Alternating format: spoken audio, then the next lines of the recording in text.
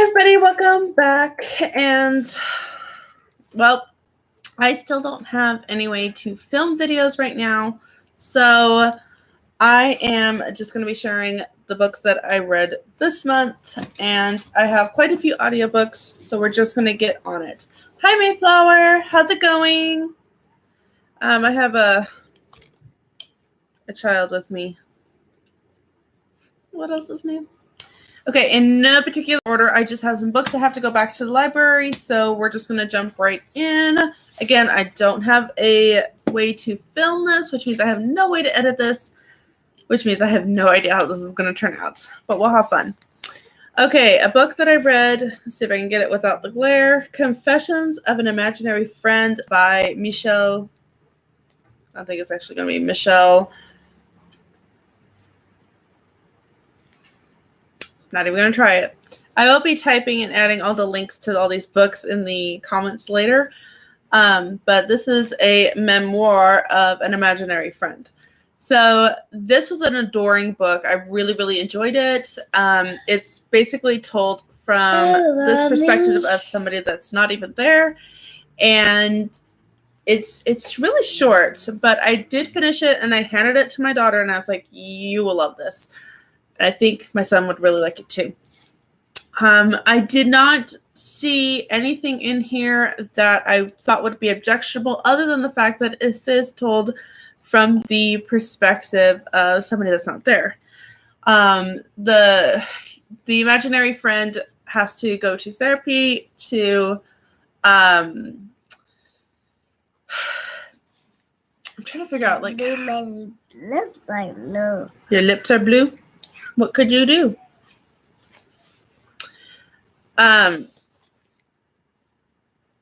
Yeah, so the original person that he is with, the family is he's always been like the twin to her, and the mom and dad are kind of like, you need to move on now. And she's like, but am I real? Am I imaginary? And she kind of does some things that ends up harming herself. And so I think she ends up at therapy, which makes the imaginary friend end up in therapy. So if that's kind of, you're not too sure about that, it happens and it's done really well. There's kind of some funny moments. I really don't remember anything in here. So sorry, you're going to have fun. Oh my goodness, you went down? Okay, John, you can't. Look, sweetheart, when you kick the laptop, it goes up and down. I might be able to balance this a little bit more. There. Sorry, guys. Anyway, I really enjoyed it. That is Confessions of an Imaginary Friend. We've had a week, y'all, so we'll see. Okay, another one that I read is An Elephant in the Garden. It's based on a true story by the author that wrote War Horse. And this was really intriguing. This was really good. There was, at some point, I can't, because it's told from a German woman's perspective, but anyway, as they're escaping, they come across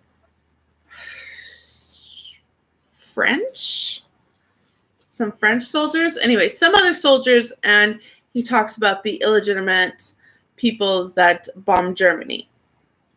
That's the cleaned up version. And then I think somebody sends someone to Hades at some point. Again, that's the cleaned up version. So there's two incidences that I remember at all, but it was really fascinating. I was reading how Michael, last name, was trying to write this story, and he had heard about this zoo that they basically killed all the animals when World War II was happening, and then he heard about this one woman that had saved an elephant. May not have been a woman. So, but that actually happened in England, not Germany, and he wanted the German perspective because later on in the story you have a countess who basically her husband was involved in the plot to kill Hitler, and so he wanted to bring her in. And then another recounting inspired tale that he wanted to bring in was this mass exodus of people trying to get away from Dresden, as all of that was bombing. So it was really good. I have to say I really enjoyed War Horse better than this one, but it was really good. And I think I might wait for my kids to read that on their own. I think just I don't know. I'm kind of on the fence about that one. Gloria Wellen is probably one of my favorite children's authors. She writes some difficult topics, but she doesn't just drag everything down. She still manages to give some kind of hope within her stories, and I really appreciate that. The first one that I ever read that she wrote was Homeless Bird, and I was crying so hard. It was so moving. It was so beautiful. And I have a whole stack of books that I'm going to be doing a review on of books that she has written. Anyway, so this one is Chuju's House, and it has to do with a Chinese girl. I don't remember the timeline, but it can't be that long because China's rule is no more than 2 children, and then you want the family heir to pass on the name. And tradition says every family should have a boy. So when the second daughter is born, and there's talk of selling the daughter, basically Chuju decides to leave so that her sister has life. And I mean, it's beautiful. There's so much in here that I can't help but think of some of the biblical stories. Where's Lorna? Lorna had to go home. And self-sacrificing, but then you kind of learn how Chuju basically lives on her own, how she survives, how she yeah, it's all gone. How she survives and all that. And I'm sorry. Lorna took your phone? Lorna took my phone? No. Oh. Where's my phone? Lorna. Where's Lorna's phone? Yeah. She took it with her because she went home. My glasses. So anyway, it was very fun. John, Glasses. you want to watch the video with me? No. Okay. I don't know how long I'm going to get. Sorry, y'all. Anyway, this was pretty brilliant. It was heartwarming, and you got to see her grow up into a young woman. John, don't worry. So that was really fascinating. Okay, another library book that I got it back is The Other Alcott. This is about Amy March. If you love Little Woman, it's about her. She is more accurately May Alcott. I think Abigail is her actual name. I think it's Abigail. But anyway, after Little Woman was published, of course, May Alcott has a reputation for being selfish Amy. May Alcott did the original illustrations in Little Woman, which I didn't know. And she didn't get a really good rating or review on them. And it was kind of devastating for her. Earlier this year, I did Becoming a Little Woman or Becoming Little Woman or something like that. And it was very enlightening isn't the word, but it was just not what I pictured the Alcott family being. And it was just a short story. But basically, it was Louisa May Alcott's early years when her dad had some very eccentric ideas and how they did that. And then she wrote Little Women, which this book kind of shows how it was very made to look more poetic than it really was, for lack of a better word. So anyway, Amy, or May Alcott, is kind of discouraged by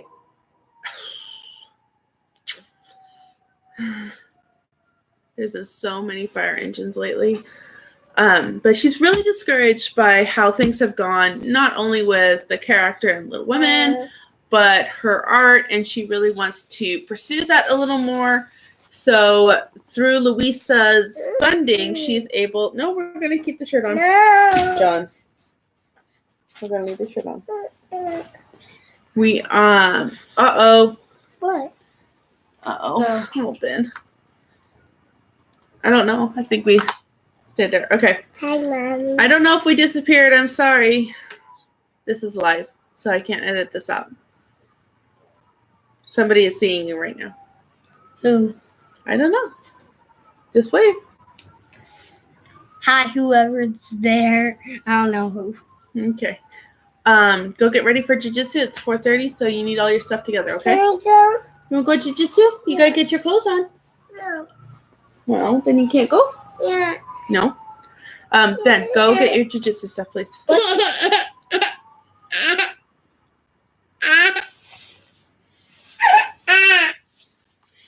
Anyway. Ben, can you go tell Euphemia to come here? Yep, put the slime up. Ben, can you go tell Euphemia to come here, please?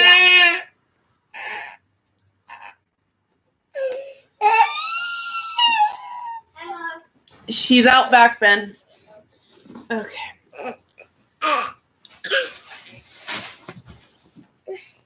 Okay. Anyway, there was some stuff in here that I was really disappointed in, because it didn't add anything to the story. You know, at one point there is a young woman. I need you to take John, please.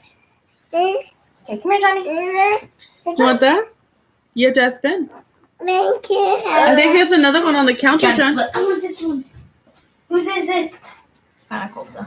Whose is this? Yeah, but I still need you to take it. Whose is this? Okay, we need to get ready for jiu-jitsu. Okay, Ben. Sorry, y'all. Okay, let's try to get this done. There was a couple of things in here that I was really disappointed in. At one point, she is trying to get instructions from a man that thinks that he could really help her. He kind of seems hesitant about it, and then the wife is like, "No, you're gonna do it," and which I thought was odd. And then, almost like Amy is falling for him, and he's married, but then later on, I can't remember if they were involved. I think it was. So later on, they're at a studio where they're going to draw live nude people. And there's a guy that comes. Little ears may not want to hear this. Ben, go slam it. Go get stuff ready for jiu-jitsu, please. I'm already ready. I mean, the things are already done. Okay, do you have water? Yeah. Actually, no Pepsi. Yeah. So, he comes. The nude guy is just nasty. He's nasty. And then as it turns out, the instructor that she's seeing ends up being gay and is kind of with the nude dude. I don't care. Yes. Okay. So there's that. There was, that really was the thing that I was just like, ew. I don't think there was anything else. I'm trying to think, but I don't think there was anything else.